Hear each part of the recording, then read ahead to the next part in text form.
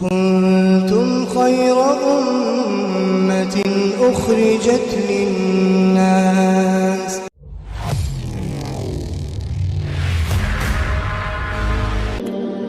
دوستو، ایک بار کی بات ہے کہ شام اور حجاز کے علاقے میں زبردست طریقے سے طاعون کی وبا پھیلی. بے شمار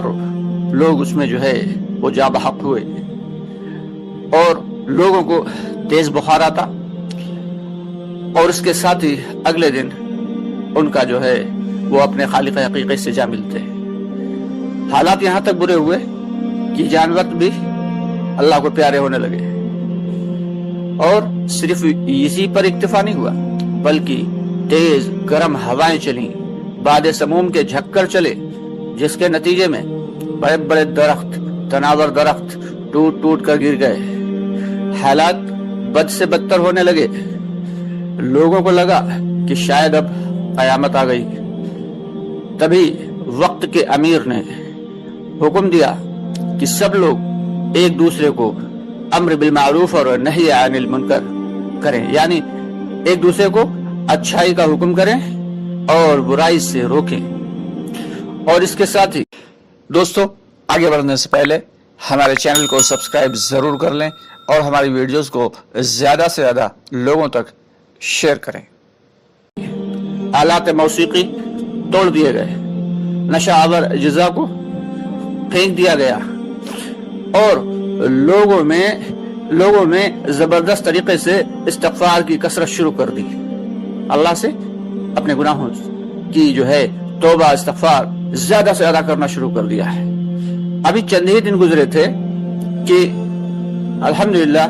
علاقے سے ساری کی ساری بیماریاں ختم ہو گئی، اور سارے کی ساری وہ تیز جو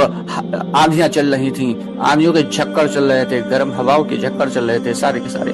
بند ہو گئے اور حالات پھر اپنی اصل حالت میں آ گئے. تو دوستو، اس سے ثابت یہ ہوتا ہے کہ جب اللہ ناراض ہوتا ہے تبھی ایسے حالات آتے ہیں.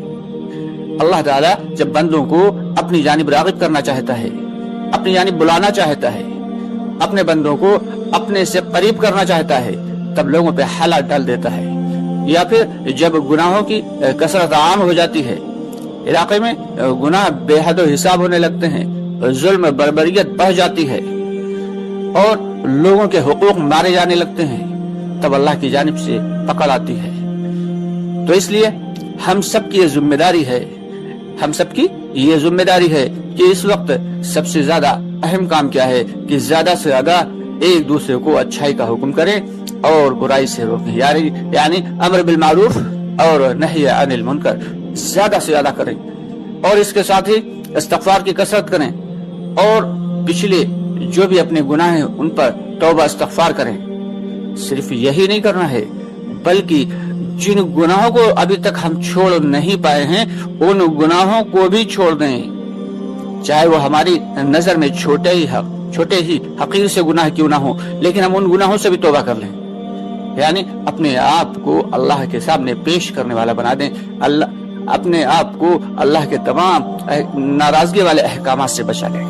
اور اللہ کے رضا والے احکامات میں لگا دیں. دوستو، جب یہ حالات آئیں گے، جب ہماری یہ کوششیں ہوں گی، تب پھر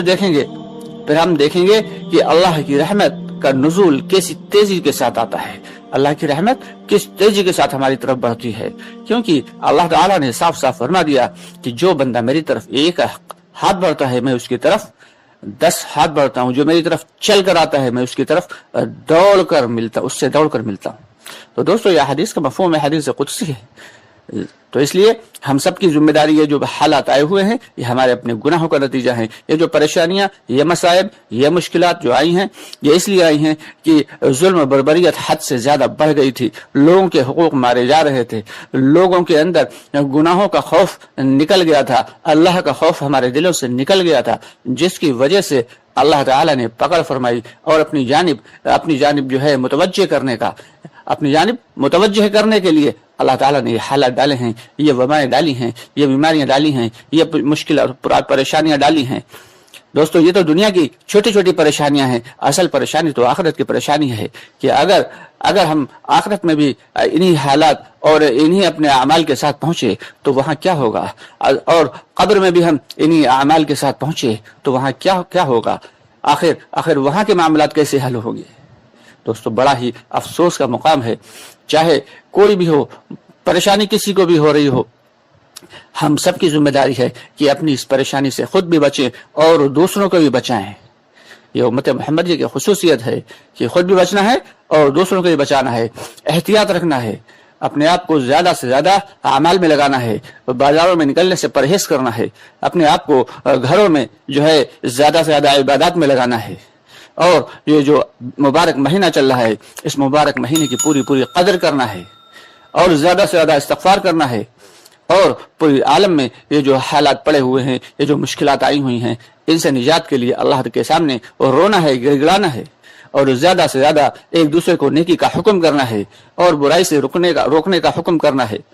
یہ جب ہم ان اعمال میں لگیں گے دوستو، پھر ہم دیکھیں گے کہ اللہ کی رحمت، اللہ کی قدرت اپنے جلال میں آئے گی، اور پھر اللہ تعالی تمام حالات سے، تمام پریشانیوں سے اور تمام وبائی امراض سے ہم سب کی حفاظت فرما لیں گے، کیونکہ سب کچھ اللہ ہی کا ہے، کیونکہ اللہ خالق ہیں اور دنیا کی ساری چیزیں مخلوق ہیں، چاہے وہ امراض ہوں، چاہے وہ شفا ہو، چاہے وہ پریشانی ہو، چاہے وہ مشکلیں ہوں، چاہے وہ آفتیں ہوں، چاہے وہ مصائب ہوں، چاہے وہ بلائیں ہوں، جو کچھ بھی ہے سب کچھ اللہ کی مخلوق ہے اور اللہ کے حکم کے تابع ہے۔ ہمیں اس یقین کے ساتھ اللہ کی جانب رجوع کرنا ہے اور اللہ سے رو کے اور گڑ گڑا کے مانگنا ہے کہ اے رب العالمین، بے شک ابھی تک ہم سے ظلم ہوتا رہا، بے شک ابھی تک ہم نے غلطیاں اور کوتاہیاں کی، ہم نے اپنے وظیفہ زندگی اور مقصد حیات کو پہچانا نہیں تھا کہ اے اللہ تو نے ہمیں کیوں دنیا میں بھیجا۔ ابھی تک ہم اس بات کو پہچان نہیں پائے تھے کہ ہمارا کام صرف کھانا کمانا اور مر جانا ہی نہیں تھا، بلکہ ہمارا کام تو بہت اونچا نبیوں والا کام دے کے بھی اللہ العالمین تو نے ہمیں بھیجا تھا، اور ہم بنی والے کام میں لگ گئے۔ تو اس لیے ہمیں اپنے اس عظیم کام کی برکت سے اے اللہ العالمین جو ہمیں حفاظت فرمائے گا، اللہ رب العالمین حفاظت فرمائے گا، اور اس عظیم کام کو ہمیں کب تک کرنا ہے؟ تب تک کرنا ہے جب تک اللہ تعالی ہماری سانس میں، ہمارے سینے میں اٹکی ہوئی ہے، تب تک کرنا ہے، جب تک اللہ تعالیٰ ہماری روح کو قبض نہیں کر لیتے تب تک کرنا ہے، یعنی مرتے دم تک اس دعوت کی محنت کو کرنا ہے، اور نیک اعمال کی دعوت دیتے رہنا ہے، چاہے خود وہ عمل نہ بھی ہو، لیکن اپنے اندر چاہے خود وہ عمل نہ بھی ہو پھر بھی اس عمل کی دعوت دینا ہے۔ کیونکہ ایک مرتبہ صحابہ کرام نے پوچھا، یا رسول اللہ صلی اللہ علیہ وسلم، کہ ہم اس عمل کی بھی دعوت دیں جو ہمارے اندر نہیں ہے؟ کہا ہاں، تم اس نیک عمل کی بھی دعوت دو جو تمہارے اندر موجود نہیں ہے، کہ اس عمل کی دعوت دینے سے اللہ تعالیٰ تمہیں اس عمل کی توفیق عطا فرمائیں گے۔ تو دوستو ہم سب کی ذمہ داری ہے، اور یہ اللہ تعالیٰ نے جو بھی پریشانیاں اور مشکل حالات ڈالی، ان سے گھبرانا نہیں ہے، پریشان نہیں ہونا ہے اور ڈرنا نہیں ہے، کیونکہ سب کچھ اللہ کی مخلوق ہے اور اللہ ہر چیز کا خالق ہے۔ تو اس کے لیے زیادہ سے زیادہ امر بالمعروف اور نہی عن المنکر کا اہتمام کریں، گناہوں سے اللہ تعالیٰ سے توبہ استغفار کریں گناہوں کے لیے، اور نیک اعمال زیادہ سے زیادہ بڑھا دیں، ساتھ ہی ساتھ دعاؤں کا بہت زیادہ اہتمام کریں، میرے لیے بھی دعا کریں، اور اپنے تمام گھر والوں کے لیے دعا کریں، اپنے اعزاء اقارب کے لیے دعا کریں، اور پوری امت مسلمہ کے لیے دعا کریں، ساری عالم انسانیت کے لیے دعا کریں۔ انشاءاللہ تعالی اللہ رب العالمین حالات کو بہتر بنا دیں گے۔ اللہ تعالی ہم سب کو کہنے سننے زیادہ عمل کی توفیق عطا فرمائے۔